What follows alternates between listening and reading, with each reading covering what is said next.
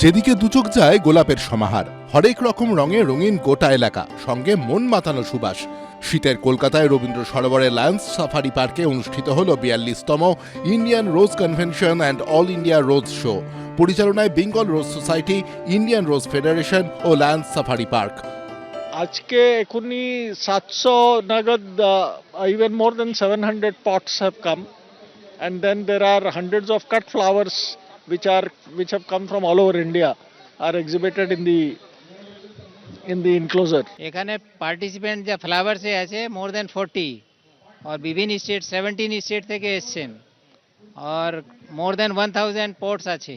অনেক ক্যাটাগরি আছে, ছোট ফ্লাওয়ার, বড় flower, multi colour flower, 17 state থেকে এসেছেন। শনিবারের গোলাপ প্রদর্শনীতে অংশ নেন সারা দেশ থেকে আসা অন্তত 300 জন প্রতিনিধি। গোলাপ প্রদর্শনীর পাশাপাশি একটি প্রতিযোগিতারও আয়োজন করা হয়, যেখানে অংশ নেন সারা দেশ থেকে আসা অন্তত 40 জন গোলাপ বিশেষজ্ঞ থেকে ফুলপ্রেমী। তাদের মধ্যে একজন ইছাপুরের বাসিন্দা স্বপন হালদার। ইতিমধ্যেই অরিত্র নামে গোলাপের এক প্রজাতি তৈরি করে সাড়া ফেলেছেন তিনি, জিতেছেন একাধিক পুরস্কারও। আমি পট রোজে নিয়ার অ্যাবাউট 25টা পট এনেছি, তার মধ্যে ম্যাক্সিমামটাতেই আমার প্রাইজ আছে। আর এখানে আমি অ্যাকচুয়ালি কাঠ ফ্লাওয়ারটা আমার শখ নয়, তবুও আমি 2-4টে নিয়ে আসি। তার মধ্যে আমি 4-5টা এনেছি, তার মধ্যে একটা কুইন অফ দ্য শো। সারা ভারতবর্ষ থেকে কাঠ ফ্লাওয়ার এসছে, পটটা আসেনি, পটটা শিলিগুড়ি থেকেও কিছু পট এসছে, কিন্তু এখানে কাঠ ফ্লাওয়ার সারা ভারতবর্ষের সাথে আমাকে কন্টেস্ট করতে হয়েছে। খুবই ভালো। বাংলার ওয়েদার এখন গোলাপের জন্য খুবই আদর্শ। এখন বাংলাকে মডেল হিসাবে নিচ্ছে সারা ভারতবর্ষ, অল ওভার ওয়ার্ল্ড।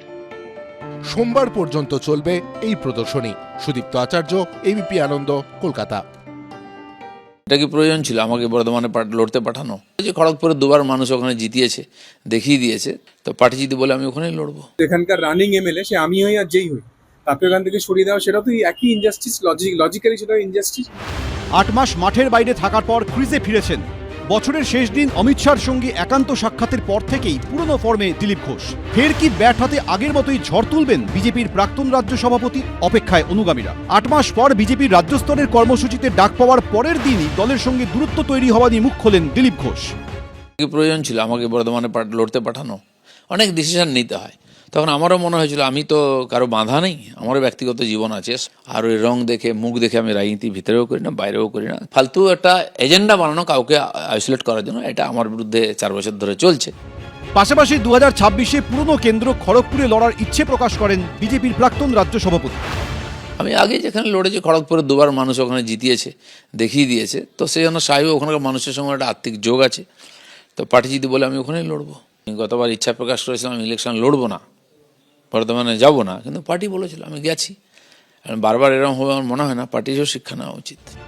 তাহলে কি খড়গপুর সদর আসন থেকে সরতে হবে বর্তমান বিধায়ক হিরণ চট্টোপাধ্যায়কে? অভিনেতার দাবি, তাহলে সেটাও তো অন্যায় হবে। ওনার ক্ষেত্রে যদি ইনজাস্টিস হয়ে থাকে যে উনি যে রানিং এমপি ছিলেন মেদিনীপুরের এবং সেখান থেকে ওনাকে পাঠিয়ে দেওয়া হয়েছিল দুর্গাপুরেতে, সেটা যদি ইনজাস্টিস হয়, তো এখানকার রানিং এমএলএ সে আমি হই আর যেই হই, তাকে ওখান থেকে সরিয়ে দেওয়া সেটা তো একই ইনজাস্টিস, লজিক্যালি সেটা ইনজাস্টিস। হিরণের আশা তার সঙ্গে কোনো ইনজাস্টিস হবে না। পুরনো আসনেই লড়াই করবেন এবং তার হয়ে প্রচার করবেন দিলীপ ঘোষ। আমাদের একটি কেন্দ্রীয় নির্বাচন কমিটি থেকে যারা সিদ্ধান্ত নেন কাকে কোথায় টিকিট দেওয়া হবে, এবার যদি কেন্দ্রীয় নির্বাচন কমিটি আবার আমাকে এখান থেকে বলে যে হিরণ তোমাকে আবার খড়গপুর থেকে লড়তে হবে, তো আমি আশা করব যে মাননীয় দিলীপ বাবু তিনি খড়গপুরে এসে পার্টির হয়ে এবং আমার হয়ে দিনরাত থেকে এখানে প্রচার করবেন বিজেপিকে জেতানোর জন্য। পদ্মফুল শিবিরের এই ঠান্ডা লড়াই দেখে কটাক্ষ করেছে তৃণমূল। অনেকে বলতো উনি দাবাং নেতা। কিসের দাবাং?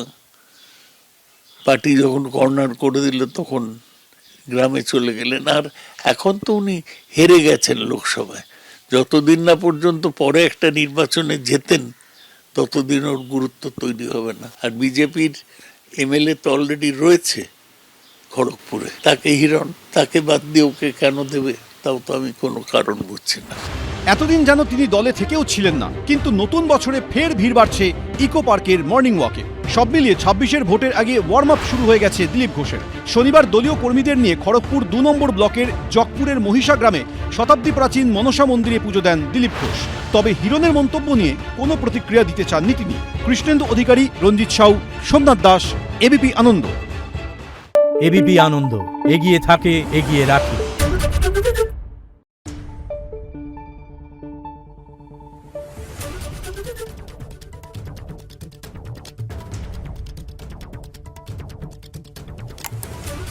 নিউজ।